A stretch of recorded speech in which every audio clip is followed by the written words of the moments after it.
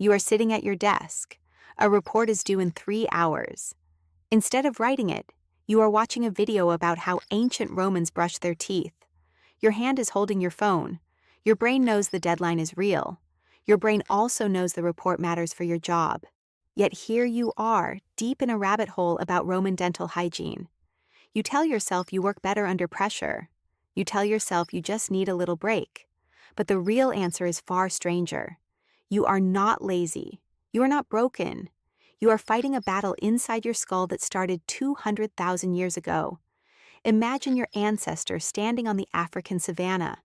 The sun is rising. There is a berry bush 20 feet away. There is also a patch of tall grass that might contain a lion. Your ancestor's brain must make a choice. Walk toward the certain berries right now, or scan the grass for an uncertain threat that might not even exist. The berries are a guaranteed reward, immediate, tangible, safe. The lion search offers no reward at all, only the possibility of avoiding a cost. Your brain evolved in exactly this world, a world where immediate rewards kept you alive and uncertain future payoffs got you eaten. Every time your ancestor chose the berries over the lion scan, dopamine flooded their brain. That chemical said one thing: good choice, do that again. Over thousands of generations, the brains that preferred the certain now over the uncertain later survived. They passed down their wiring, and that wiring is now sitting at your desk, choosing Roman dental videos over your quarterly report. Your brain's ancient operating system runs on a simple rule. If a reward is far away and uncertain, it feels less real. Scientists call this temporal discounting, but your brain just calls it Tuesday afternoon. A study by Piers Steele at the University of Calgary found that humans consistently devalue future rewards in favor of immediate ones, even when the future reward is objectively larger. Even when we know we are doing it, the math in your head is brutal. $100 next month feels worth less than $50 right now. A completed report in 3 hours feels like a vague fog. A funny video about Roman toothpaste feels like a crisp, bright, immediate hit of dopamine. Your brain is not stupid. It is just running software designed for a world where next month might not exist. There is another force at work, even deeper, even older. Your brain hates uncertainty more than it hates almost anything else. Not knowing what will happen next triggers your amygdala, the same little almond-shaped panic button that fires when you see a snake. The same one that screamed at your ancestor when the tall grass rustled. A study at University College London put people in fMRI machines and watched their brains react to unpredictable outcomes. The amygdala lit up like a firecracker. The more uncertain the outcome, the stronger the fear response. Now look at your report. Writing it requires you to face a dozen tiny uncertainties. Will your boss like it? Will the data hold up? Will you finish on time? Will it be good enough? Each one of those questions is a little patch of rustling grass, and your ancient brain has one solution for rustling grass. Avoid it.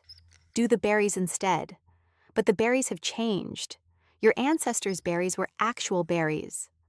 Sweet, caloric, rare.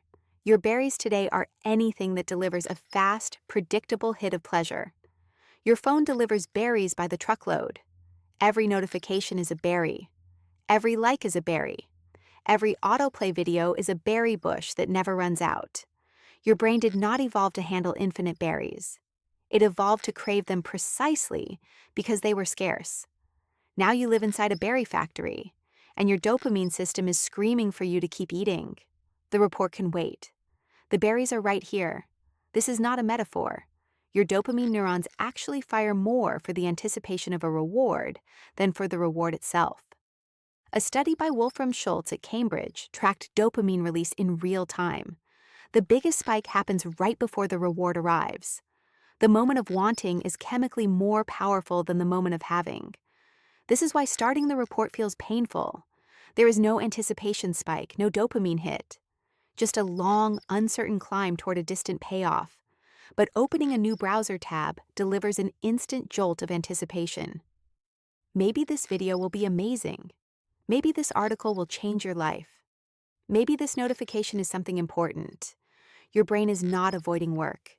It is chasing the chemical high of maybe. And then there is the darkest trick your brain plays. The lie you tell yourself every single time. I will do it tomorrow. Future you is a superhero. Future you is well-rested, motivated, and laser-focused. Future you will write the entire report in 90 minutes flat. This illusion has a name. Researchers call it the planning fallacy. Daniel Kahneman and Amos Tversky documented it across decades of work. Humans consistently underestimate how long tasks will take and overestimate how motivated they will feel later. You genuinely believe future.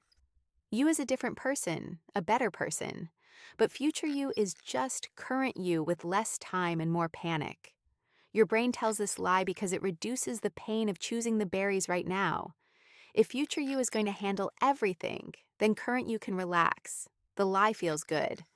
Until tomorrow becomes today. So why did evolution build a brain that lies to itself? Because for your ancestors, the planning fallacy had no downside. If you overestimated tomorrow's hunting success, you spent today relaxing in the shade. When tomorrow came and the hunt failed, you just tried again. The cost of being wrong was low. The benefit of feeling good today was high. Your brain learned to prioritize present comfort over future accuracy. That trade-off made perfect sense when the future was always uncertain and the present was all you truly had. It makes far less sense when your landlord expects rent on the first of the month. There is one more piece of this puzzle, and it might be the most important. Procrastination is not just about avoiding work. It is about avoiding the feeling of not being good enough. Every time you sit down to start a difficult task, you face the possibility of failure. Your brain interprets this as a social threat. For your ancestors, being seen as incompetent by the tribe was a death sentence. Exclusion meant no shared food, no protection, no mates. Your brain still treats the judgment of others as a survival-level threat. So when you hover over that blank document, your amygdala does not see a word processor. It sees a potential public shaming, and it screams at you to run.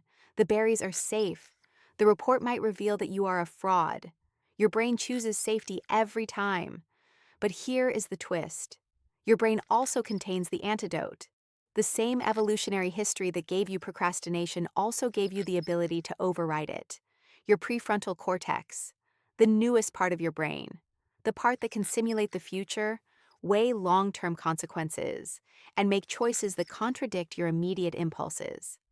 Every time you feel the urge to open a new tab, and you choose to write one more sentence instead, you are doing something extraordinary. You are using a tool that evolution built for a different purpose and repurposing it to fight your own biology. Your prefrontal cortex did not evolve to write quarterly reports. It evolved to plan multi-day hunts and navigate complex social alliances. But it turns out, those same circuits can also help you close YouTube and open Google Docs. The battle between your ancient amygdala and your modern prefrontal cortex is not a sign that you are broken. It is a sign that you are human. Every person you admire fights the same fight. Every productive person you know has simply learned to make the battle a little shorter each time. They have learned that starting is the only cure. That action comes before motivation, not after. That the fear of the task is almost always worse than the task itself. Your ancestors faced lions. You face a blank page. The same brain that once scanned the grass for threats is now scanning your to-do list for emotional landmines. And the same courage that once let a hominid step toward the rustling grass is now what lets you type the first word. So the next time you find yourself watching a video about Roman dental hygiene instead of doing your work, do not hate yourself. Understand yourself. Your brain is not sabotaging you. It is doing exactly what evolution designed it to do. It is choosing the certain berry over the uncertain lion. It is protecting you from the imagined judgment of a tribe that no longer exists. It is chasing a dopamine system, calibrated for scarcity in a world of abundance. You are not lazy. You are ancient. And right now, in this moment, you have the power to prove to your old brain that the rustling grass is empty. The report is just a report. The blank page is just a page. And the only way out is through. Close the video, write the first sentence. Your ancestors faced down lions. you can face down a deadline.